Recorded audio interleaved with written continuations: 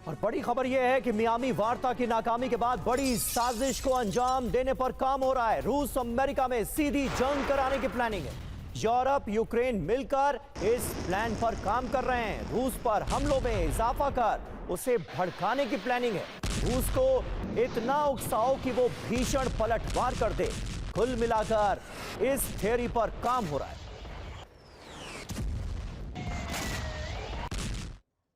तो Europe Ukraine के plan का सबूत अब हम आपके सामने रखने जा रहे हैं। जो प्लान है वो देखिए क्या है। रूस अमेरिका के बीच सीधी जंग कराने की कोशिश की जा रही है और इस प्लानिंग में यूरोप और यूक्रेन शामिल है। सबूत नंबर 1, सेफ जोन पर हमले किए जा रहे हैं। आप देखिए, जो पोर्ट्स अभी तक बचे हुए थे अब उन पर अटैक किया जा रहा है। ओडेसा पर इतने बड़े हमले इससे पहले कभी नहीं हुए। टर्मिनल सब निशाने पर हैं। दूसरा सबूत आपको दिखाते हैं। हमलों का जो टाइमिंग पैटर्न है उस पर आप गौर करेंगे तो पाएंगे कि हर कूटनीतिक ठहराव के बाद सैन्य हमले तेज हुए हैं। और तो और जब जब पीस डील्स की बातें हुई हैं तब भी हमने देखा है कि उसके फौरन बाद हमले तेज हो जाते हैं। सबूत नंबर 3, यूरोपीय बयानबाजी का बदलाव। डिफेंस से डेटरेंस की भाषा पर सीधे सीधे शिफ्ट करते हुए कहीं ना कहीं यूरोपीय देश नजर आ रहे हैं। सबूत नंबर 4 आपके सामने रखते हैं। नेटो ग्रेड हथियारों की मौजूदगी। रूस दावा क्या कर रहा है? हमले यूक्रेनी क्षमता से आगे हैं। यानी इसका सीधा मतलब यह है कि यूक्रेन की इतनी कैपेसिटी ही नहीं है कि इतनी इंटेंसिटी वाले हमलों को अंजाम दे सके। मतलब इसके पीछे सिर्फ और सिर्फ नेटो है। सबूत नंबर 5, इकोनॉमिक्स चोक पॉइंट्स का चयन। फूड, ऑयल, एनर्जी, वैश्विक असर वाले टारगेट्स को अब सीधे सीधे मैदान जंग में हिट किया जा रहा है और ये सीधे सीधे यूरोप और यूक्रेन की बड़ी प्लानिंग का हिस्सा है। ओडेसा पर लगातार हमलों के बाद यूक्रेन के बदले का एक्शन जारी है। क्रीमिया के अलावा रूस के क्रास्नोदर में यूक्रेन को बड़ी कामयाबी मिली है। क्रास्नोदर में यूक्रेन ने रूसी नेवी के 2 जहाजों को नष्ट कर दिया है। रूस के 2 फाइटर जेट्स को भी बर्बाद कर दिया गया। इसके अलावा फ्रंट लाइन पर भी यूक्रेन रूसी सेना पर लगातार पलटवार कर रहा है।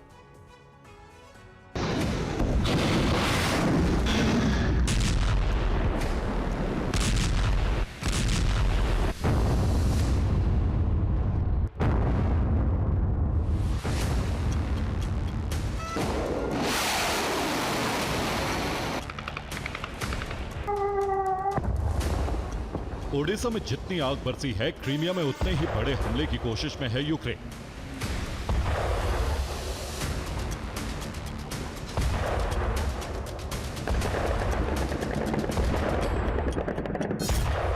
चौबीस घंटे क्रीमिया पर बड़े प्रहार की कोशिश जारी।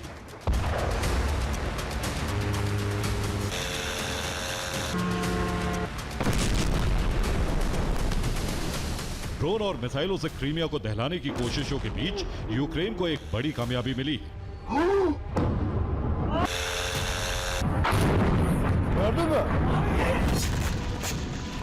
यूक्रेन ने एक तरफ रूसी नौसेना को टारगेट किया है तो वहीं रूसी वायुसेना के अड्डे पर भी यूक्रेन के ड्रोन पहुंचने में कामयाब हुए।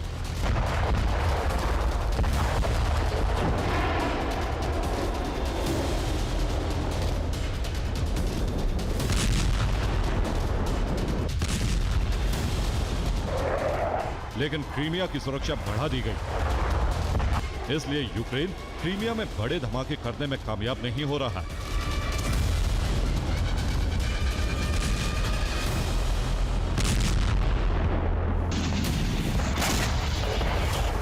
लेकिन इन हमलों के बीच कर्च ब्रिज से सिर्फ 10 किलोमीटर दूर एक बड़ा हमला किया।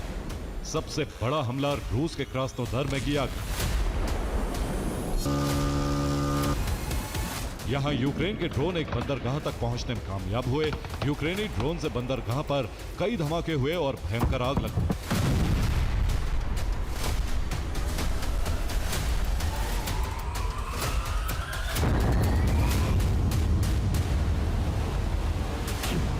इस हमले ने पुतिन की चिंता बढ़ा दी क्योंकि हमला कर्च ब्रिज के बेहद करीब किया गया है। कर्च ब्रिज के करीब रूस के कई एयर डिफेंस तैनात हैं।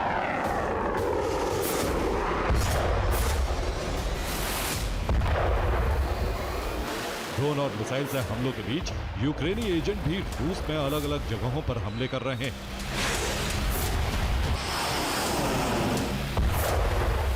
मॉस्को में अचानक एक ट्रेन में आग लग गई, जिसकी वजह से एक रेल रूट कई घंटे तक बंद रहा। आग की वजह शॉर्ट सर्किट को माना जा रहा है, लेकिन शक है कि यह हमला भी यूक्रेनी एजेंट्स ने किया।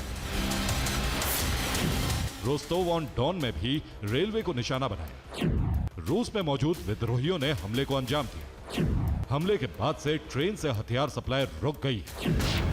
सीक्रेट तरीके से हमलों का सिलसिला तेज होता जा रहा है। क्रीमिया और काला सागर के किनारे कई जगहों पर हमले किए गए।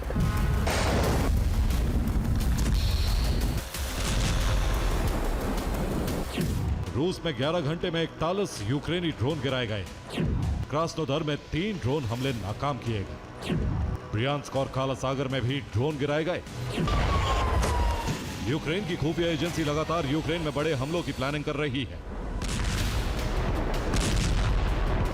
और इसी प्लानिंग के तहत रूस के लिपेत्स्क में यूक्रेनी जासूसों की एक टीम ने एयरफील्ड पर हमला किया।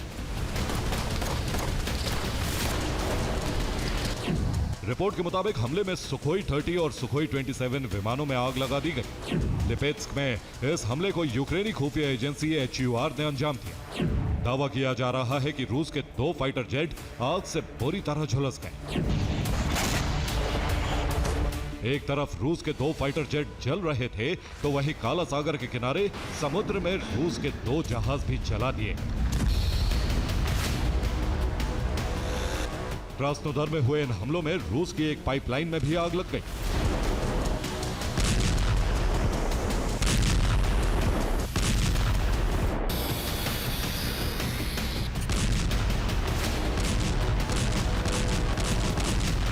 फ्रंट लाइन पर भी यूक्रेन रूसी फौज पर लगातार हमले कर रहा है।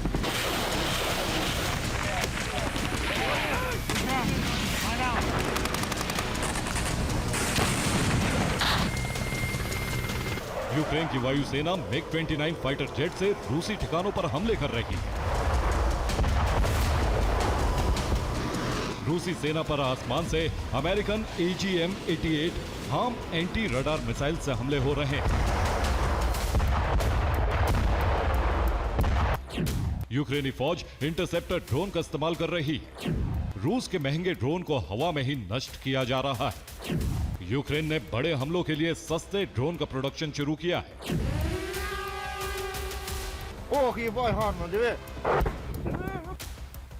वॉर जोन में रूसी सेना का यूक्रेन के सरप्राइज ड्रोन से भी सामना हो रहा है। ऐसे ड्रोन जमीन पर गिरने के बावजूद फटते नहीं, लेकिन आसपास सैनिकों के आते ही इसमें बम की तरह धमाका कराया जा सकता है।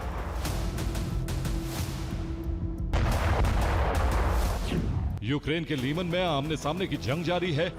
यूक्रेन का फीनिक्स ग्रुप रूसी सेना पर हमले कर रहा है। लीमन में रूसी सेना के कई वाहन और हथियार नष्ट हो चुके हैं।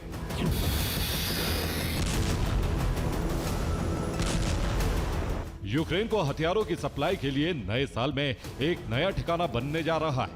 अब तक पोलैंड से यूक्रेन तक हथियार पहुंचाए जा रहे थे, लेकिन अब रोमानिया में भी नाटो का सेंटर तैयार हो रहा है, जहां हथियार रखे जाएंगे और पोलैंड के साथ रोमानिया के रास्ते भी हथियार पहुंचेंगे।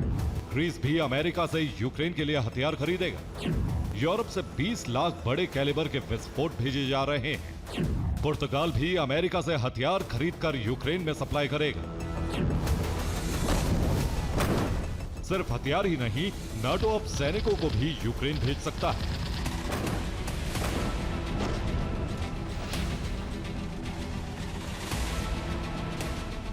कई देश यूक्रेन को आर्मी देने की पहल कर चुके हैं। इस बीच यूक्रेन ने रूस के एक बड़े रेलवे हब को भारी नुकसान पहुंचाया।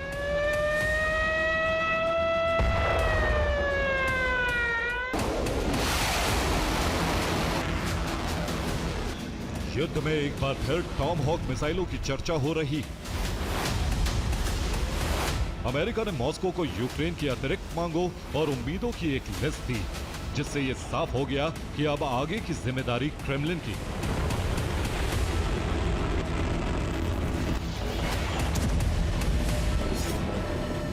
इस बीच सेनेटर लिंडसे ग्राहम ने कहा है कि रूस शांति वार्ता को आगे नहीं बढ़ाता है तो अमेरिका यूक्रेन को टॉम हॉक मिसाइलें दे सकता है।